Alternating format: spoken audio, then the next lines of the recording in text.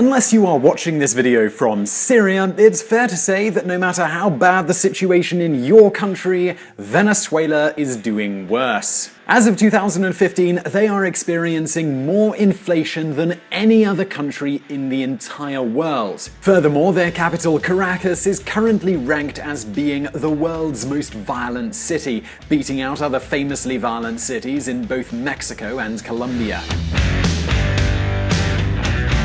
Something as simple as buying toilet paper has also become practically impossible in Venezuela, and scarcity has become a norm in supermarkets. Other products, such as condoms, have to be bought and sold on the black market. And all of this is happening in a country with the world's largest oil reserves. In fact, it wasn't so long ago that Venezuela was the richest country in the whole of South America. But today, over half their population lives in poverty. So the big question is, how did they end up there? How did the government destroy the economy in such a short amount of time? Today, we're going to tell you that story. The Bolivarian Revolution. The first character in our story is Hugo Chavez, the father of modern-day Venezuela, or should we say the Bolivarian Republic of Venezuela. He became president after a landslide victory in 1999. His campaign was based on the promise of equality and poverty reduction, a policy that he called 21st century socialism. One of his first policies was called the System for the Democratization of Jobs. This was meant to be implemented in the PDVSA, the state company that extracts Venezuela's oil. And don't forget now that we're talking about a country that has bigger oil reserves than Saudi Arabia. PDVSA's payroll has more than doubled to 115,000 employees since Chavez took office in 1999, and debt has risen tenfold since 2006 to $34 billion.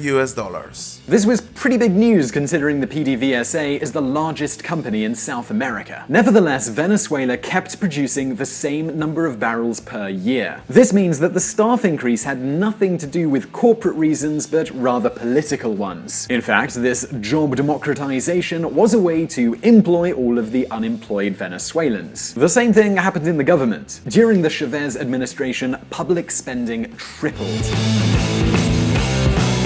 This meant more government workers and more social programs than ever before. However, none of this was a problem as long as the oil exports kept paying the bills. In fact, Chavez cut poverty in half. Despite being an oil-rich country before Chavez, 60% of the population lived in poverty. 10 years after Chavez, only 30% did. Despite Chavez's rhetoric that capitalist countries were trying to destroy the revolution, no one would reject Venezuela's oil. Even Nicolas Sarkozy, France's conservative president of the time, was complimenting Venezuela's democracy. I'm glad about Venezuelan elections, with their strong turnout that shows, once again, the vitality of democracy in Venezuela. To all of these policies, we must add the famous Expropiese, señor alcalde. Expropiese. This literally means expropriate this, expropriation being the taking away of private property from its owner. Chavez was no fan of private businesses, and it was not uncommon for him to visit a city and go around declaring that various businesses be nationalized. This would include all sorts of businesses, including things like small shops. All of this ended up with Venezuela having an economy that was fully dependent on its oil. By 2012, Brent barrels were 95% of Venezuela's exports. We should also note here that PDVSA had higher costs than any other oil company, and this was largely because of the staff increases. Nonetheless, as long as the oil price remained high enough to cover the production costs, Venezuela kept making oil and everyone was happy. But just hold on a minute, because this is where things turn sour. In 2014, oil prices fell and Venezuela was the first country to feel the effects of this fall. Their profit per barrel shrank more and more every single day. Nicolas Maduro f***ed it all up. Now, by the time the oil crisis started, Hugo Chavez had already passed away, and his successor was a guy named Nicolas Maduro. You whistle, I whistle. The bird looked at me funny, then flew over my head, and I could feel the spirit of Chavez blessing. No, this is not a joke, nor is it a quote taken out of context. Maduro found himself the head of a country that wasn't making enough money from its only export, and Maduro had wages to pay. Then, on top of all this, we have the famous... Expropiese. Now, because of all that expropriating that was going on, we've been left with a Venezuela that has no private companies. So even if he decided to raise taxes, there's no one left to pay them. And this is when Maduro made the most irresponsible decision that any political leader can make. He decided to print money. Having devalued the Venezuelan currency, the bolivar, inflation skyrocketed. Here's an example of how bad this was. Imagine you're sitting in a bar in Caracas in July of 2016. A beer might cost you around 50 bolivars. Then you go back to the same bar in Caracas in September, and that same beer would cost you 100 bolivars. This has been happening in Venezuela consistently for the last 3 years.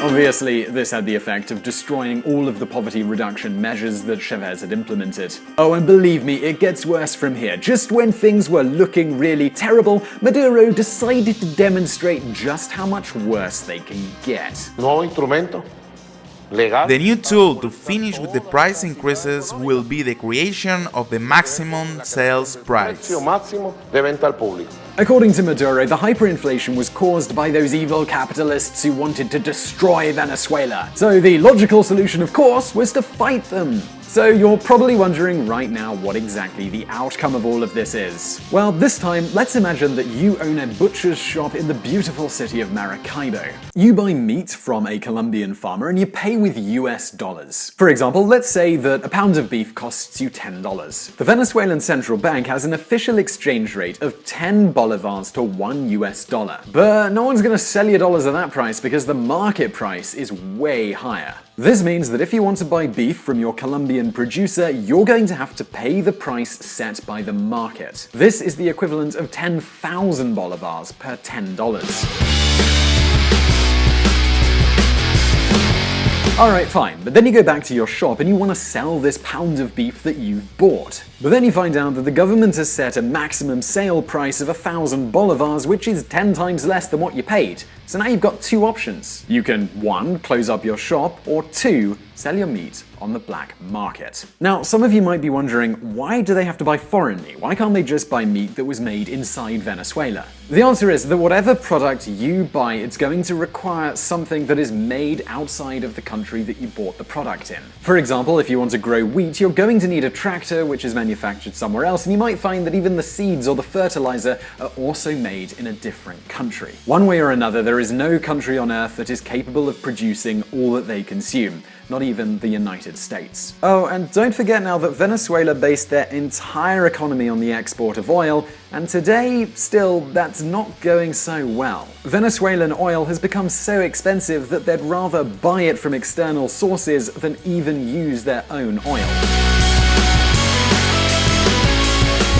PDVSA has launched one of its largest oil tenders ever, seeking to buy some 8 million barrels of US or Nigerian light crude for delivery from April through June. As I mentioned previously, Venezuelan oil is really expensive to produce, and it turns out that they'd just rather buy it from other countries than use their own oil. Meanwhile, shops cannot import goods. This is leading to a scarcity of toilet paper and has even led to situations where people have stabbed each other over a small piece of bread.